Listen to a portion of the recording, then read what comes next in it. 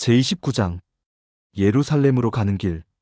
예수께서 다시 자신의 죽음과 부활에 관하여 예언하심. 세 명의 공관 복음서 저자가 각기 예루살렘으로 가는 이 마지막 여행과 여행 중에 일어난 사건에 관하여 기록하였다. 예수 앞에 다가오는 일과 이제 직면하여야 할 벅찬 운명이 예수께 크게 영향을 미쳐 사도들마저도 그의 슬픔과 침통함에 놀랐다. 그들은 놀라고 두려워하여 뒤떨어져 있었다. 그러자 예수께서 12제자를 불러 모으시고는 지극히 평범한 말로 은유법이나 비유법을 사용하지 않으시고 다음과 같이 말씀하셨다. 보라, 우리가 예루살렘으로 올라가노니 선지자들로 기록된 모든 것이 인자에게 응하리라. 인자가 이방인들에게 넘기어 희롱을 받고 능욕을 받고 침뱉음을 받겠으며 저희는 채찍질하고 죽일 것이니 3일 만에 살아나리라. 12제자가 그의 말의 의미를 이해하지 못하였다는 것은 우리를 놀라게 하는 사실이다. 그러나 누가는 순수하게 이를 인정하여 이같이 기록하였다. 제자들이 이것을 하나도 깨닫지 못하였으니 그 말씀이 감춰졌으므로 저희가 그 이르신 바를 알지 못하였더라. 구세주께서 12제자에게 확신을 갖고 말씀하신 다가오는 죽음과 부활에 관한 고백은 세 번째 고백이었다. 그러나 여전히 그들은 이 무서운 사실을 받아들일 수 없었다. 마태의 말에 의하면 주님이 돌아가시는 방법, 즉 이방인들이 주를 십자가에 못 박아 죽일 것이라는 방법을 설명하셨으나 제자들이 이를 이해하지 못하였다. 그들은 오직 사랑하는 주님의 말씀에서 무서운 부조화와 이해할 수 없는 모순만을 느낄 뿐이었다. 그들은 주님이 그리스도시요 하나님의 아들이심을 알고 있었다. 그와 같은 자가 어떻게 체포되어 죽임을 당할 수 있다는 말인가? 물론 주님의 생활에 전례 없었던 상황이 긴박하게 다가서고 있다는 것을 알아채지 못하지는 않았다. 그들은 공공연하게 주를 메시아라고 선포하고 주를 왕으로 추대한 것에 대하여 오리라고 예측했던 위기가 다가오고 있음을 어렴풋이 느끼고 있었을지 모른다. 정말로 그와 같은 예감은 맞았으나 그들이 기대하였던 것과는 그 방법이 판이하게 달랐다. 사흘째 되는 날에 다시 일어나겠다는 예언은 그들을 가장 크게 당황하게 만든 것 같았다. 동시에 이와 같은 궁극적인 승리에 대한 확신으로 말미암아 다른 모든 부수적인 사건은 2차적이며 덧없는 것으로 보이게 되었을지 모른다. 그들은 완고하게 주님을 따라 십자가와 무덤으로 따라가리라는 생각을 부인하였다. 상좌에 관한 또 다른 문제.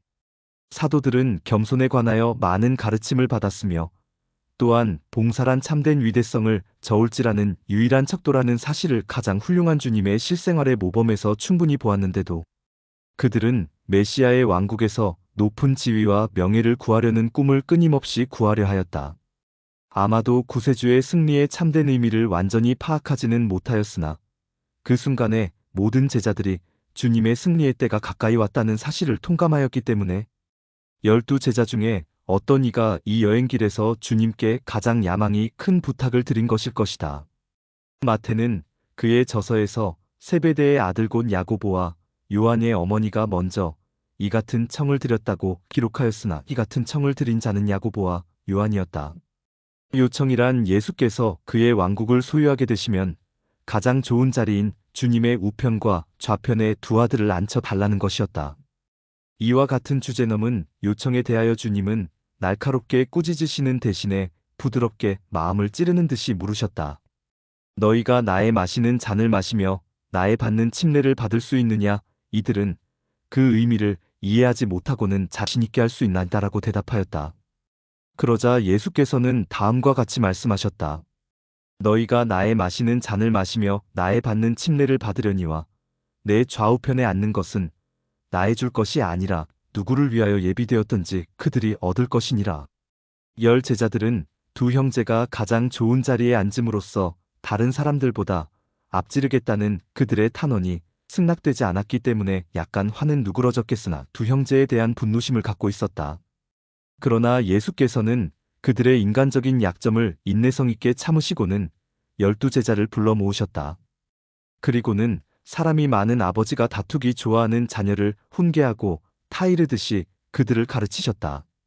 주님은 그들에게 백성을 다스리는 이방인의 군주와 같은 지상의 집권자들이 지배권을 행사하고 독단적으로 백성에게 권세를 부린다는 것을 설명해 주시면서 그것은 주님의 종에게는 마찬가지가 아니라고 말씀하셨다.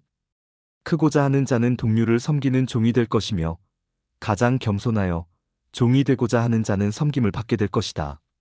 인자에 온 것은 섬김을 받으려 함이 아니라 도리어 섬기려 하고 자기 목숨을 많은 사람의 대속물로 주려 함이니라. 여리고 근처에서 소경의 눈을 뜨게 함. 예수께서 여리고로 가는 동안 여리고성 근처에서 예수께서는 소경의 눈을 뜨게 하는 놀라운 능력을 보이셨다. 마태는 눈먼 두 사람의 눈이 뜨였으며 이 기적은 예수께서 여리고를 떠나실 때 행하여졌다고 기록하고 있고, 마가는 디메오의 아들 바디메오라는 소경 한 명에 대하여만 언급하고 있으나 그 기적을 행하신 때가 여리고를 떠나실 때라는 것에 대해서는 마태와 의견을 같이 하고 있다. 누가는 한 소경이 주님의 자비로 고침을 받는 것을 말하고 있으나 기적이 행하여진 때는 여리고로 가까이 가는 도중이라고 명시하고 있다.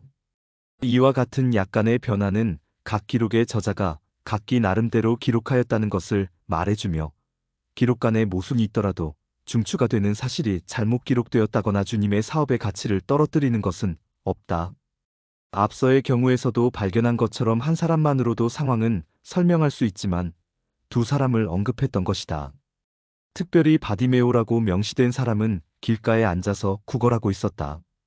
예수께서는 12제자와 그 밖의 여러 제자들과 많은 군중과 함께 일주일 남은 유월절에 참석하시기 위하여 예루살렘으로 큰 무리를 지어 올라가고 계셨다. 큰 무리의 발걸음 소리를 들은 안못 보는 거리는 무슨 일인지를 물었다. 그리고는 나사렛 예수가 지나간다는 말을 듣게 되었다. 주님의 관심을 얻을 수 있는 절호의 기회를 놓치지 않으려고 그는 큰 소리로 외쳤다. 다윗의 자손 예수여, 나를 불쌍히 여기소서.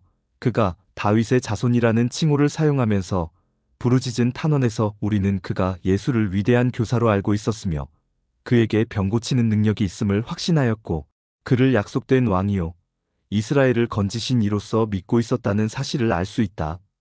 예수 앞에 가던 자들이 소경을 잠잠하게 하려 하였다.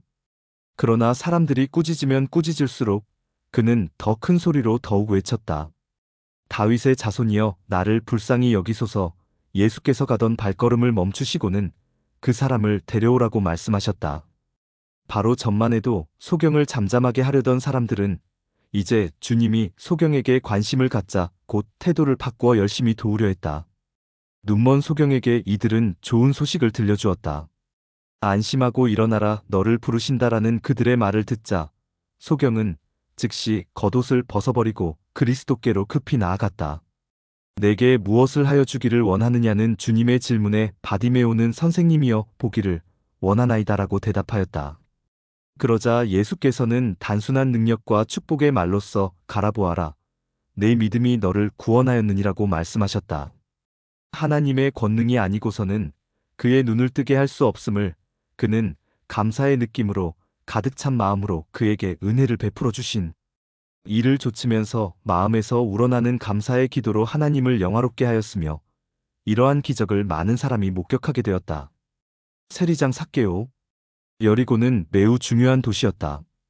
이곳에 거주하고 있는 관리 중에는 세금을 거두는 세리가 있었는데 이들 세리의 우두머리가 삭개오였으며 그는 이직에서 얻은 수입으로 부자가 된 사람이었다.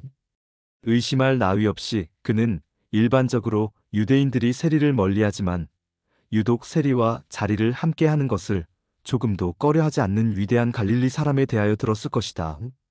그는 아마도 예수께서 세리의 한 사람을 그의 으뜸되는 제자의 한 사람으로 택하였다는 사실도 알고 있었을 것이다. 삭개오가 유대인이라는 사실은 그의 이름으로 알 수 있다. 삭개오란 히랍 또는 라틴어가 섞인 사가랴의 변형이다. 아마도 세리라면 모두가 로마인으로 구성되는데 그는 그 세리들 중에서는 신분이 높았으므로 백성들로부터 질시를 받았을지도 모른다. 그는 몹시 예수를 보고 싶어 하였다. 보고 싶은 마음은 단지 호기심에 불과한 것이 아니었다. 그는 나사렛에서 온 이 훌륭한 교사에 관하여 듣고 크게 감명을 받았다. 그러나 삭개오는 키가 작은 사람이어서 일반적으로 다른 사람들의 머리 너머는 볼 수가 없었기 때문에 사람들 앞으로 뚫고 나가 길가에 서 있는 나무 위로 올라갔다. 예수께서 그곳에 다다라 나무 위에 올라 있는 사람을 보고 크게 놀라시며 삭개오야 속히 내려오라. 내가 오늘 내 집에 유하여야겠다고 말씀하셨다. 삭개오는 급히 내려와 즐거워하며 주님을 손님으로 영접하였다. 그때까지 예수를 따르던 무리는 예수에 대하여 우호적인 태도를 보였었다.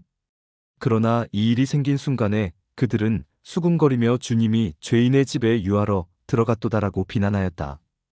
유대인의 눈에는 모든 세리가 다 죄인이며 삭개오 자신도 그와 같은 비난을 받을 만하다고 인정하였기 때문이었다.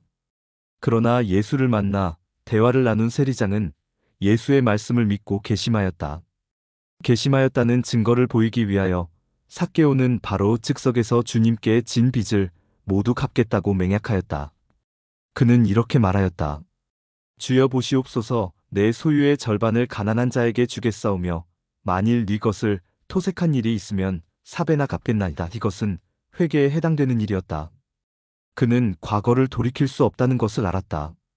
그러나 부분적으로 적어도 어느 정도의 자신의 잘못을 보상할 수 있음을 알았다. 그가 그릇되게 얻은 것에 대하여는 4배로 갚겠다는 그의 맹약은 배상에 관한 모세의 율법에 일치하는 것이나 보상으로 요구된 양을 훨씬 넘는 양이었다. 예수께서는 회개하는 사람의 고백을 받아들이시고 다음과 같이 말씀하셨다. 오늘 구원이 이 집에 이르렀으니 이 사람도 아브라함의 자손이미로다. 또 하나는 길 잃은 양이 우리를 찾았으며 또 하나는 잃어버린 보화를 찾은 것이며 또 하나는 방탕한 아들이 아버지의 집에 돌아온 것이었다. 인자에 온 것은 잃어버린 자를 찾아 구원하려 함이니라.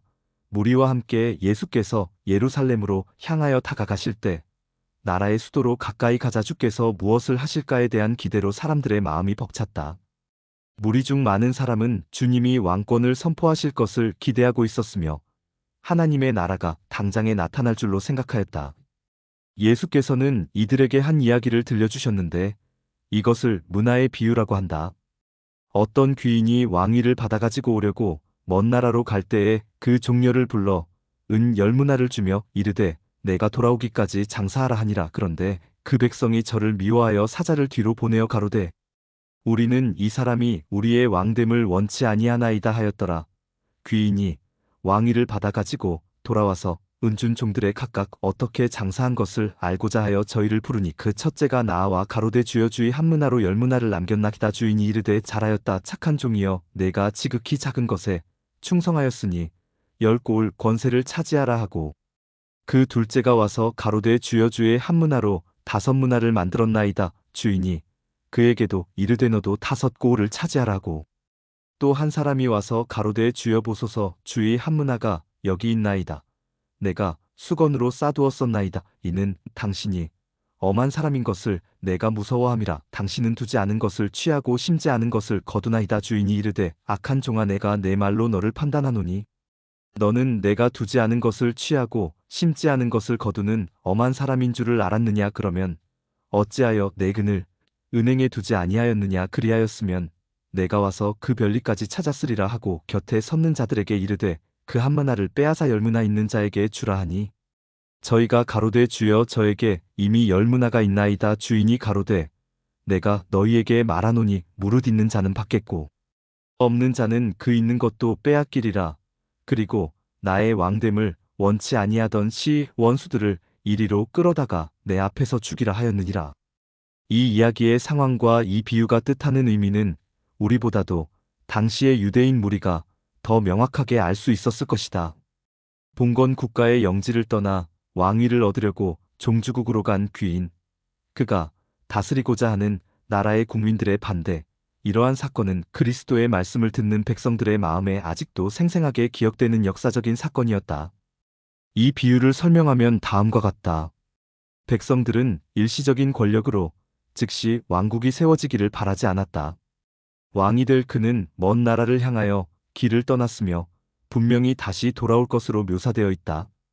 떠나기에 앞서 그는 그의 종각 사람에게 어느 정도의 돈을 주었다.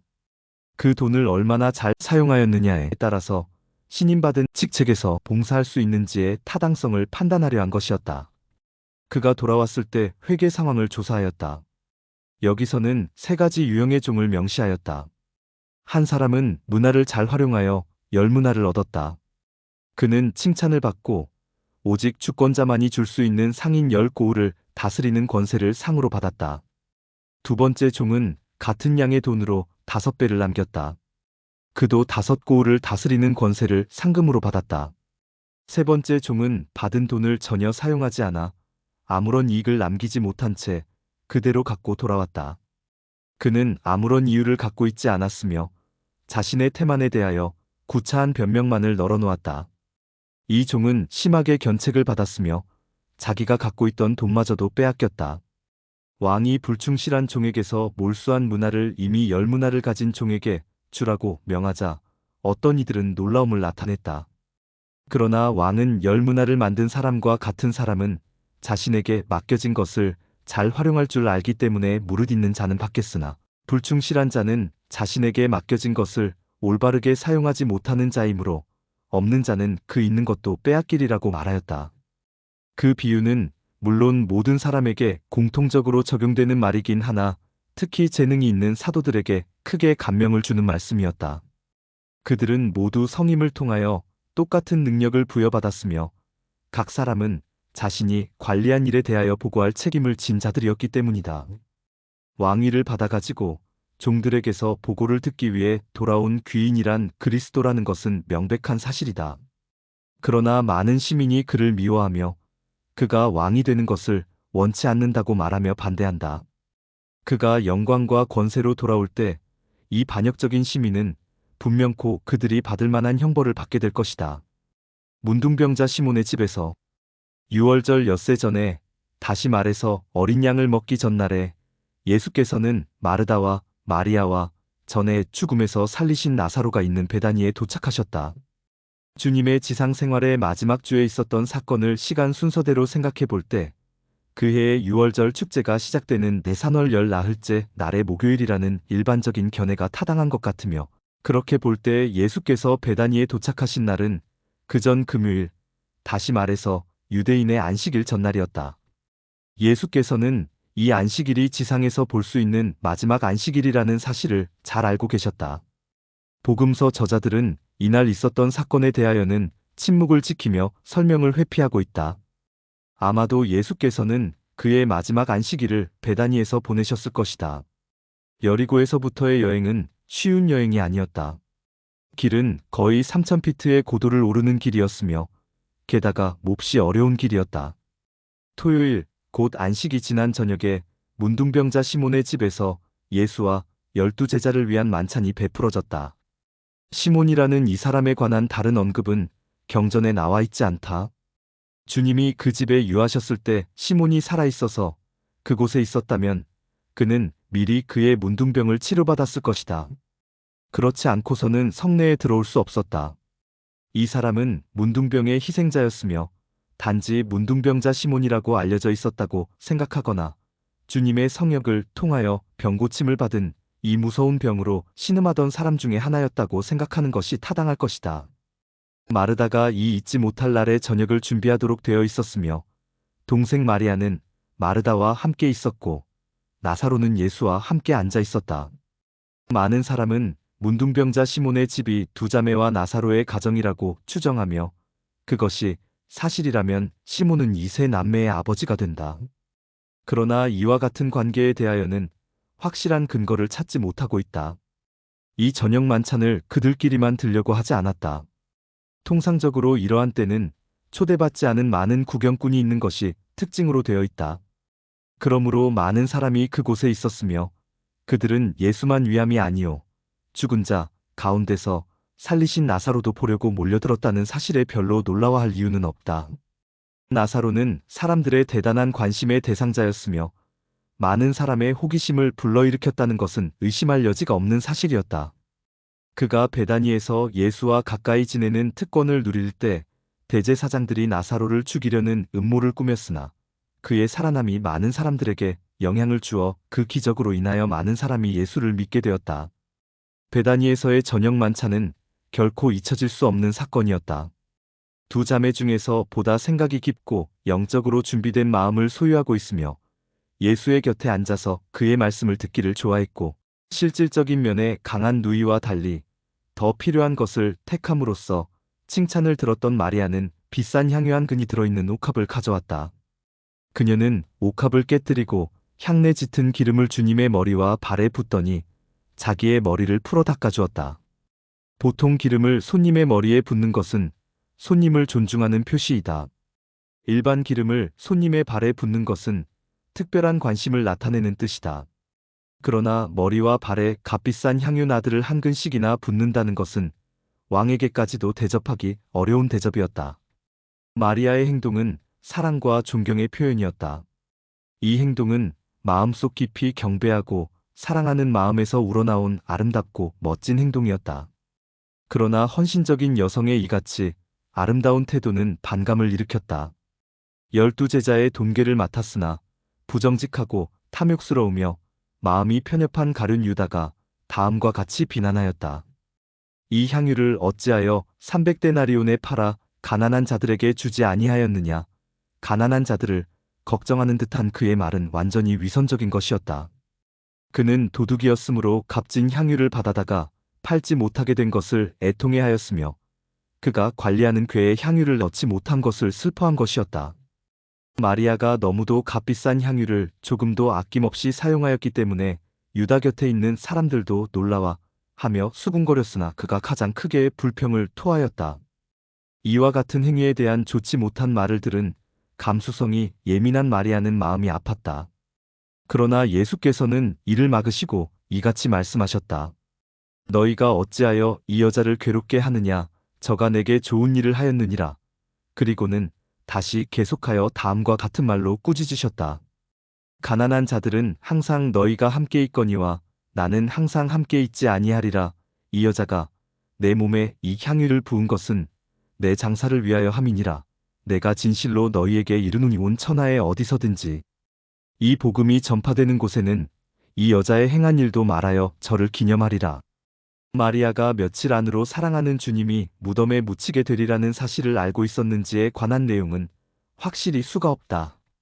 예수와 마리아의 가족이 매우 가까운 것을 감안해 볼 때 마리아가 직접 그 내용을 듣게 되었을 수도 있으며 예수께서 자신의 생명을 희생해야 할 때가 가까이 왔다고 제자들에게 하는 말을 들었을 수도 있고 그리스도를 사랑하는 마음으로 영감에 의하여 그와 같은 사랑스러운 행위를 하였을 수도 있다. 요한은 불평하는 가룟 유다에게 저를 가만두어 나의 장사할 날을 위하여 이를 두게 하라는 말로 꾸짖었다고 기록하고 있으며 마가의 다음 기록도 마리아의 명확하고 진지한 의도를 암시해주고 있다. 저가 내 몸에 향유를 부어 내 장사를 미리 준비하였느니라. 예루살렘으로 승리의 입성을 하신 그리스도. 베다니에서 또는 인근 마을인 벳바게에 머무시는 동안 시몬의 집에서 베풀어진 만찬이 있은 후 다음날에 관한 요한의 기록에 따르면 예수께서는 두 제자에게 어느 곳에 가면 나귀와 아직 한 사람도 올라타지 않은 나귀 새끼가 매어 있을 것이라고 말씀하시면서 그 나귀와 나귀 새끼를 데려오라고 말씀하셨다. 만일 누가 길을 막으며 묻거든 주가 쓰시겠다고 말하라고 이르셨다. 마태만이 나귀와 나귀 새끼 두 가지를 모두 언급하였으나 다른 저자는 나귀 새끼만을 언급하였다. 일반적으로 새끼가 끌려가면 어미도 따라가게 마련이다. 아마도 어미는 새끼가 온순히 있도록 하기 위한 것일 것이다. 두 제자는 주님이 말씀하신 나귀를 발견하였다. 그들은 나귀를 예수께로 데려가 온순한 나귀 새끼의 등에 겉옷을 걸치고는 주님을 그 위에 앉혔다. 나귀 등에 탄 예수와 함께 무리는 예루살렘을 향하여 올라가기 시작했다. 여느 때와 마찬가지로 많은 사람이 마음을 깨끗하게 하고 밀린 제물을 바치기 위하여 유월절이 시작되기 여러 날 전부터 예루살렘 성으로 올라가고 있었다. 커다란 축제가 시작되려면 아직 나흘이 남아 있었으나 예루살렘 성 내에는 순례자들의 무리로 가득 찼다. 이들 중에는 과연 예수가 이 절기에 그를 감금하려는 계획을 알면서도 감히 예루살렘에 공공연히 나타나겠는가에 관한 의문이 일어났다. 민간인들에게 있어서 구세주의 일거일동은 대단한 관심사가 되었다. 그가 베다니를 떠나셨다는 말은 곧 퍼졌다. 그리하여 그가 감람산에서 내려가는 길편에 이르렀을 때 많은 무리가 그의 주위에 모였다. 사람들은 예수께서 나귀를 타시고 거룩한 성으로 입성하시는 모습을 보고 기뻐하였다. 그들은 겉옷을 벗어 땅 위에 깔고 종려 나뭇잎을 던져 왕이 가시는 길처럼 깔았다. 잠시 동안 예수가 그들의 왕이었으며 그들은 그의 신하들이었다. 무리는 목소리를 합하여 외쳤다. 호산나 다윗의 자손이여 찬송하리로다. 주의 이름으로 오시는 이여 가장 높은 곳에서 호산나. 그러나 이러한 기쁨과 환호 속에서도 예수님은 주님의 전이 서 있는 거대한 성을 바라보면서 슬퍼하셨다.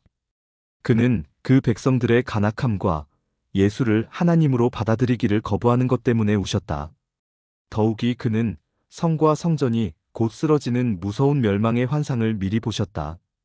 눈물을 흘리면서 괴로워하며 예수께서는 다음과 같이 운명의 도시에 대하여 말씀하셨다. 너도 오늘날 평화에 관한 일을 알았다면 좋을 뻔하였거니와 지금 내 눈에 숨기웠도다. 날이 이를지라 내 원수들이 토성을 쌓고 너를 둘러 사면으로 가두고 또 너와 및 그 가운데 있는 내 자식들을 땅에 메어치며 돌아나도 돌 위에 남기지 아니하리니 이는 권고받는 날을 내가 알지 못함을 인함이니라. 길을 가면서 무리는 더욱더 많아졌으며 성벽에서 훨씬 떨어진 곳에서 외치는 이들의 찬송과 외침은 성내에까지도 들렸다. 주께서 육중한 성문을 통하여 위대한 왕의 수도로 입성하자 온 성은 소동하였다. 이는 누구뇨라는 질문에 무리는 갈릴리 나사렛에서 나온 선지자 예수라고 외쳤다.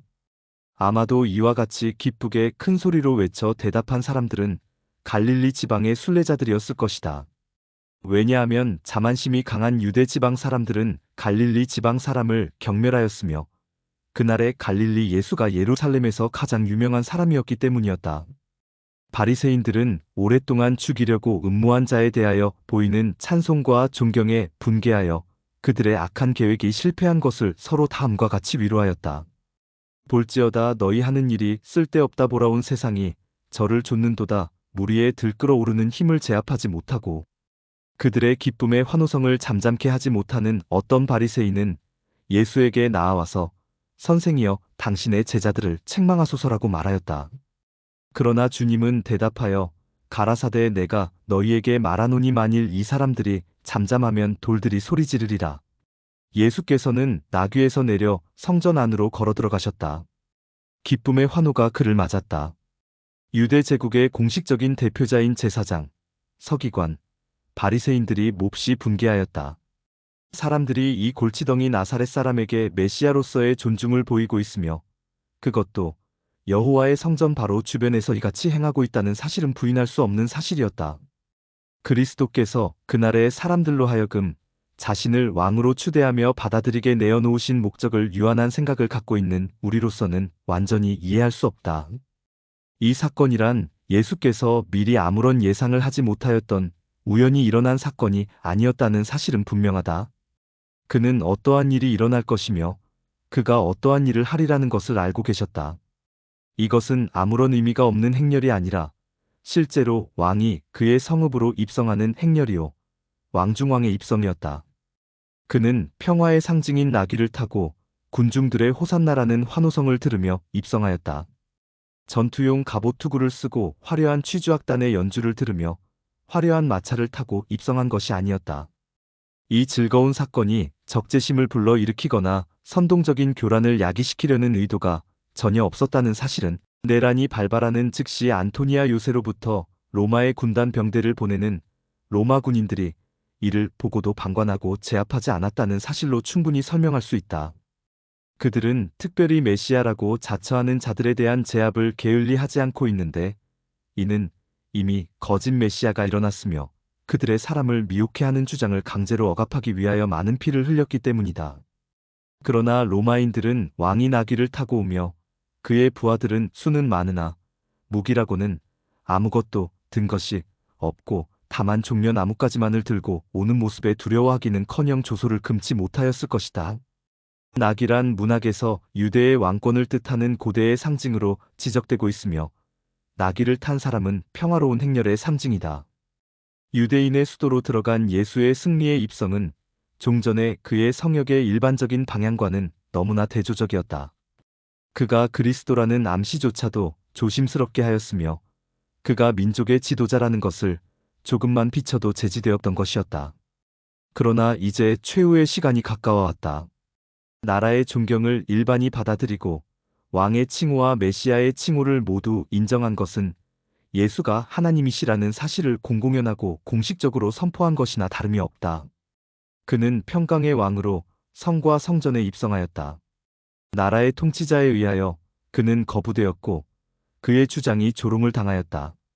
예수의 입성 방법은 율법학자들과 선지자들에게 크게 영향을 주었다. 왜냐하면 전도자 요한이 이 기억할 만한 주일에 일어난 사건에서 스가랴의 단호한 예언이 성취된 것을 발견하게 되었기 때문인데, 스가랴는 다음과 같이 사람들에게 자주 외쳤다. 시온에 따라 크게 기뻐할지어다. 예루살렘에 따라 즐거이 부를지어다. 보라, 내 왕의 내게 임하나니 그는 공의로우며 구원을 베풀며 겸손하여서 나를 타나니 나귀의 작은 것 곧 나귀 새끼니라. 어떤 헬라인들이 그리스도를 방문함. 유월절기에 예루살렘으로 온 무리 중에는 여러 나라에서 온 사람들이 많이 있었다. 이들 중에는 유대의 후손은 아니나 유대인으로 돌이킨 자들이 있었다. 이들은 성전 경내에는 들어갈 수 있도록 허락되었으나 이방인의 뜰 너머로는 들어갈 수 없도록 되어 있었다. 주님이 지상에서 보내신 마지막 주 중에 어느 날, 아마도 그리스도께서 성에 입성하신 날에 명절에 예배하러 왔다는 기록에 따르면 개종자임에 거의 틀림이 없을 어떤 헬라인들이 예수를 만나 뵙고자 하였다. 예의 바른 이들은 직접 예수께 나아가지 않고 사도 중에 한 사람인 빌립에게 선생이여, 우리가 예수를 배우고자 하나이다라고 정중하게 부탁하였다. 빌립과 안드레와 상의한 다음 두 사람이 이를 예수께 알렸다. 분명하게 사실이 명시되어 있지는 않으나 문맥상으로 보아 추론할 수 있는 것은 예수께서 이들 이방 방문객을 반가이 맞으셨으며 가장 가치 있는 교훈을 가르치셨을 것이다. 이들 헬라인들이 주님을 뵙고자 한 것은 단지 호기심이나 순간적인 충동에 의한 것이 아니라는 것은 명백한 사실이다. 그들은 그들의 나라에까지 명성이 떨쳐 있으며 그들에게 깊은 감명을 주는 교훈을 가르치는 교사를 만나서 그의 말씀을 듣기를 간절히 원했던 것이었다. 그들에게 예수께서는 그의 사망의 시간, 곧 인자의 영광을 얻을 때가 가까이 왔다고 증거하셨다. 그들은 주님의 말씀에 놀라고 마음이 아팠다. 아마 그들은 왜 그와 같은 희생을 치러야 하는지에 관하여 질문하였을 것이다. 예수께서는 자연에서 생생한 예를 택하여 다음과 같이 설명하셨다. 내가 진실로 진실로 너희에게 이르노니 한 알의 밀이 땅에 떨어져 죽지 아니하면 한 알 그대로 있고 죽으면 많은 열매를 맺느니라. 이 비유의 말씀은 단순하고 아름다우며 아주 적절한 것이다. 농부가 밀알을 간직하고자 하여 땅에 심지 않는다면 결코 결실을 얻을 수가 없다. 그러나 좋은 토양에 그 밀알을 심는다면 그 밀알 자체는 희생당하여야 하지만은 그것은 몇백 배, 몇천 배의 결실을 얻게 되는 것이다. 주님은 다음과 같이 말씀하셨다. 자기 생명을 사랑하는 자는 잃어버릴 것이요, 이 세상에서 자기 생명을 미워하는 자는 영생하도록 보존하리라. 주님이 뜻하시는 의미는 분명하다. 이 생명을 지극히 사랑하여 하나님을 위하여 봉사하는 데 용감하게 나서거나 필요하면 생명을 포기하는 일을 감행하지 못하는 자는 끝없이 진보할 수 있는 영생의 기회를 잃게 될 것이나, 하나님의 부르심을 생명보다 귀하게 생각하여 오히려 생명을 미워한다고 말할 수 있는 사람은 생명을 기꺼이 바칠 것이며 잠시 동안 땅 속에 장사되겠으나 영원한 진보의 생활 속에서 즐거워할 것이다. 이것이 참으로 인간의 존재라면 인간을 살리기 위하여 주고 오신 주님의 생은 얼마나 초월적인 생이겠는가. 그러므로 그가 말씀하신 대로 그는 목적을 달성하기 위하여 목숨을 버려야 했다. 그러나 그의 사망은 생명을 잃은 것이 아니라 생을 영화롭게 만드는 것이었다. 하늘로부터의 음성, 곧 자신이 겪게 될 비참한 일을 생각하며 특히 주님의 희생을 불가피한 것으로 만들어 놓은 죄악의 상태에 관하여 깊이 생각하자 구세주의 마음은 무거웠다. 그는 큰 슬픔을 느끼시고 지금 내 마음이 민망하니 무슨 말을 하리요라고 신음하셨다. 그는 고뇌에 차서 애통하셨다. 그가 이를 위하여 이때에 왔는 줄 알면서도 아버지여 나를 구원하여 이때를 면하게 하여 주옵소서라고 말해야 했겠는가? 그는 아버지께 앞으로 겪어야 할 일을 면하게 해달라고 부탁하는 것이 아니라 그 일을 견디어낼 힘을 간구하여 위안을 얻을 수 있었다. 그는 이렇게 기도하셨다. 아버지여, 아버지의 이름을 영광스럽게 하옵소서. 잠시 위축된 듯이 보이던 영혼은 힘차게 일어서서 막중한 임무에 담대히 맞섰다. 아버지의 뜻을 다시 받아들여 순종하는 이 기도에 대하여 하늘에서 소리가 나서 가로되 내가 이미 영광스럽게 하였고 또 다시 영광스럽게 하리라 하였다. 그 음성은 실제의 음성이었다. 예수의 마음을 위로시키는 속삭임이 아니라 실제로 들린 소리였다. 곁에 서 있던 사람들이 그 음성을 들었으며 제각기 여러 가지로 해석하였다. 어떤 이는 우레소리였다고 하고 또 어떤 영적인 통찰력이 좀 더 깊은 이는 천사가 저에게 말하였다고 하였다. 어떤 이는 예수와 같이 그 말씀을 이해하였을지도 모른다. 심한 마음의 고통에서 완전히 벗어나온 주님은 사람들에게 몸을 돌려 말씀하셨다. 이 소리가 난 것은 나를 위한 것이 아니요 너희를 위한 것이니라.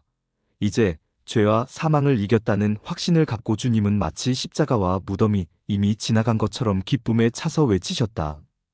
이제 이 세상의 심판이 이르렀으니 이 세상 임금이 쫓겨나리라. 이 세상 임금인 사탄의 운명은 이미 결정되었다. 주님은 다음과 같이 말을 이으셨다. 내가 땅에서 들리면 모든 사람을 내게로 이끌겠노라. 요한은 이 마지막 말씀이 주님의 죽음의 형태를 설명한 것이라고 우리에게 확실하게 말해주고 있다.